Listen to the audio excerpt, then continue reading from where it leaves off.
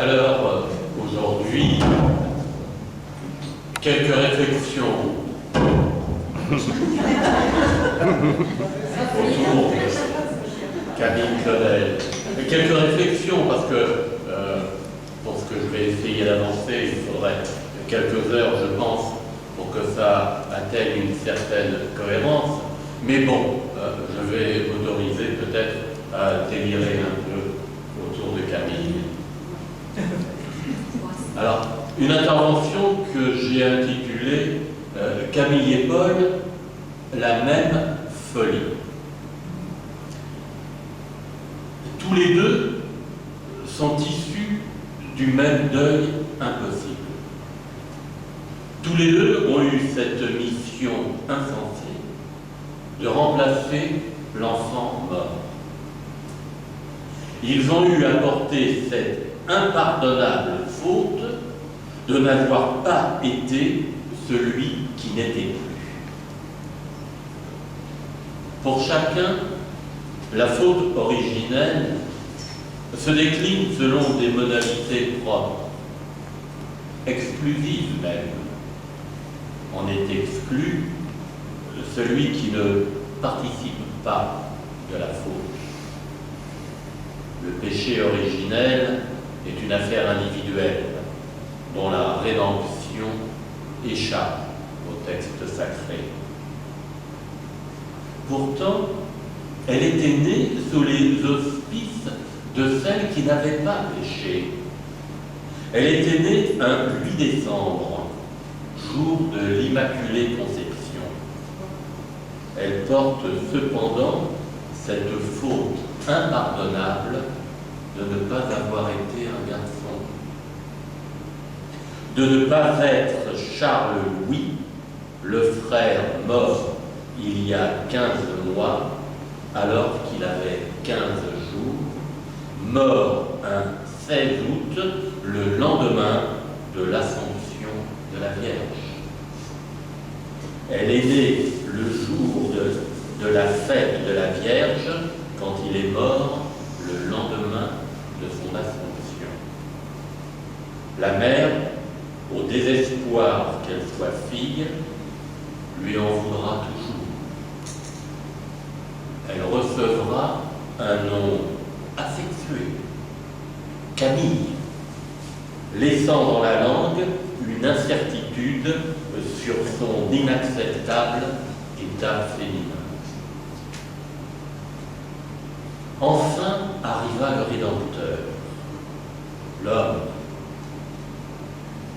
Il aura Paul pour premier prénom et le frère mort s'inscrira en second, en miroir.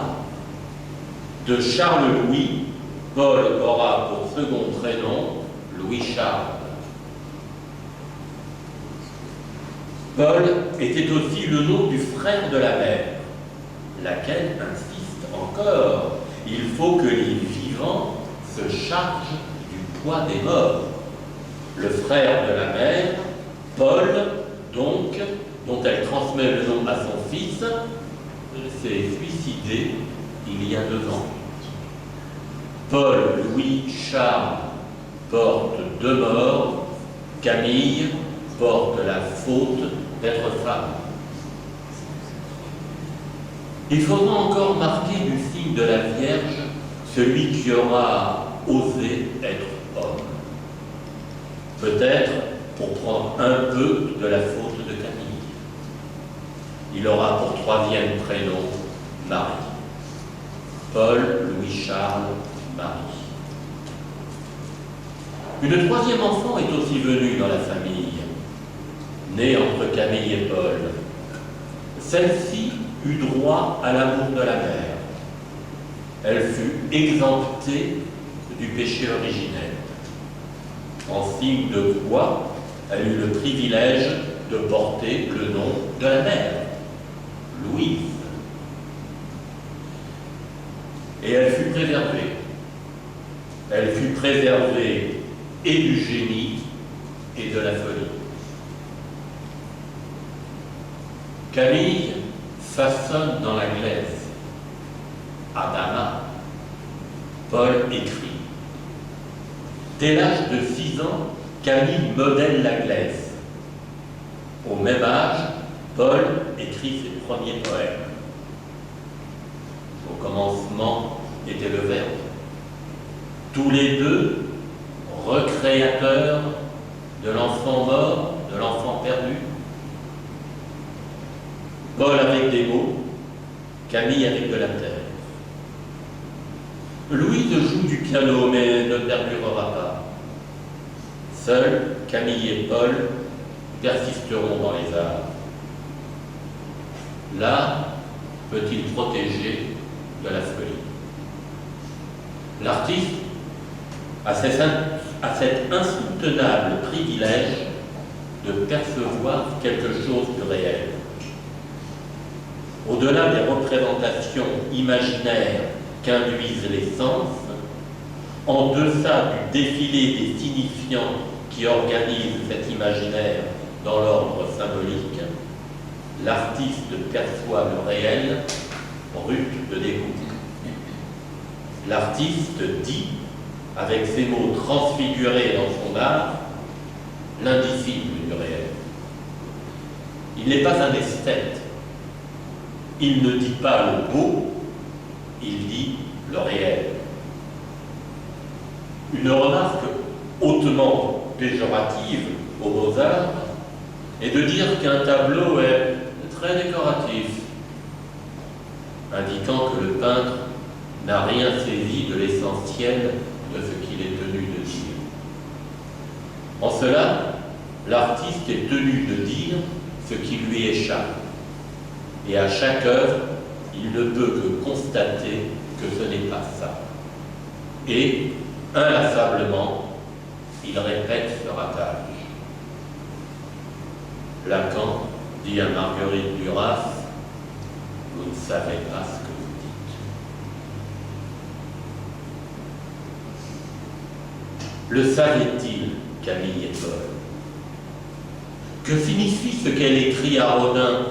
Il y a toujours quelque chose d'absent qui me tourmente. Et pourquoi son frère se baptise-t-il absent obsessionnel? Le réel du frère mort qui insiste? L'éternel absent hante la glaise ou le manuscrit. Aucune symbolisation ne lui donnera le repos. Leur art pouvait-il leur obtenir rédemption du péché originel? Dire le réel, vivre dans la création artistique, peut-il donc protéger de la folie? Chacun à sa manière, y tomberont tous les deux. La conversion de Paul, athée convaincu, le 25 décembre 1886, devant le pilier de Notre-Dame, peut s'assimiler à une décompensation déliante. Paul écrit qu'en entendant les petits chanteurs de Saint-Nicolas du Chardonneret, il écrit « Et c'est alors que se produisit l'événement qui domine toute ma vie. En un instant, mon cœur fut touché et je crus.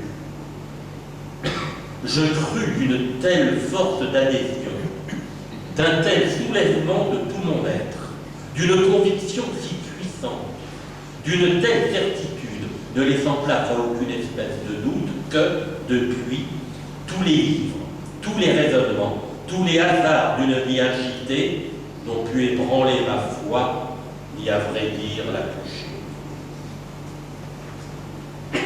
Jacques Oliverti disait d'Antonin Artaud qu'il était entré en folie comme on entre en religion. Paul est entré en religion comme on tombe dans la folie.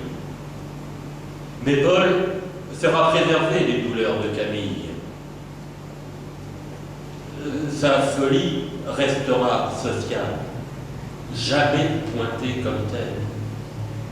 Sinon, une fois, lorsque son ministre de tutelle, Paul était haut fonctionnaire, écrira sur un rapport aliéné. Pour peu, il serait devenu mystique. Paul avide de pureté et d'absolu, vierge à 32 ans, se dit, je cite, absolument pur, sans plus de tentation qu'un enfant de 5 ans. Il est tenté par la vie monacale et dit, on ne se fait pas moine à moitié. Qui se fait moine entre dans une vie de perfection, dont la fin unique est l'union aux volontés de Dieu et dont la première condition est un renoncement à soi-même. De toute façon, l'ordre monastique le refuse. Alors il part. Il prend la mer. Il part le plus loin possible. La Chine, puis le Brésil, les États-Unis, d'autres pays encore. Camille, elle, sera enfermée dans une toute petite chambre à la clinique de Montevergue. Lui sera dispersé sur la terre entière. Paul tombe en un instant dans la folie. Pour Camille, ce sera plus long. Quelques années. On glosera longtemps sur les causes. La rupture avec Rodin en 1893, la douleur chronique du manque d'argent, l'avortement de l'enfant qu'elle aurait eu avec Rodin l'année même, comme si l'enfant mort insistait encore. Certainement, ces facteurs sont très anxiogènes, insuffisants pour entrer dans la folie. Une statue peut-être en sera l'illustration, si vous voulez faire circuler. Une statue peut-être de Camille en sera l'illustration. L'âge mûr ou les chemins de la vie. En 1894, Camille a 30 ans et est au sommet de son art. L'œuvre représente un groupe de 3 personnes. Un vieil homme s'avance enlacé par une vieille femme. Une jeune fille suppliante est agenouillée derrière lui. Beaucoup y ont lu Rodin, ne pouvant se séparer de sa vieille maîtresse et abandonnant Camille. Peut-être. Une autre lecture pourrait être imaginable. Il est facile de se représenter la femme enlaçant le vieil homme comme une allégorie de la mort, ne serait-ce que dans une lecture simple du vieil homme allant vers la mort et que tant d'événements de retenir la jeunesse. Mais peut-être aussi l'enfant implorant la vie. Comme si la statue, figurant une jeune fille vivante avec un couple d'adultes près de la mort, dans un retournement dans le contraire, pourrait signifier un garçon mort et des adultes coupables d'être vivants. Camille, à son insu, avec la pièce maîtresse de son œuvre, aurait-elle représenté son péché originel avant de s'éloigner dans la folie? C'est à ce moment qu'elle est chassée du jardin d'Éden. Internée à la demande d'un tiers, après un court séjour à Villébrard, elle passera 30 ans à la clinique de Montevergue, bannie des vivants. En 30 ans, son frère vient la voir 14 fois. Sa mère, aucune. Sa mère qui interdit qu'elle reçoive ou envoie des lettres à d'autres personnes qu'aux membres de sa famille. Camille arrête de sculpter. Aucune œuvre durant sa détention, c'est le terme qu'on est en droit d'employer lorsqu'elle est maintenue à Montevergue alors que le corps médical déclare son état mental satisfaisant. Après l'âge mûr, elle détruit systématiquement toutes ses créations. Peut-être l'âge mûr, disait-il, la faute inexpiable. Peut-être ce réel indicible avait là pu être exprimé. Alors, le reste de ses créations n'avait plus lieu d'être. Paul savait-il ce qu'il disait avec l'annonce faite à Marie? Annonce à celle qui est née sous les auspices de la Vierge. Annonce qu'elle sera pestiférée? A-t-il atteint ce réel en écrivant cette pièce? Mais lui a pu continuer à écrire.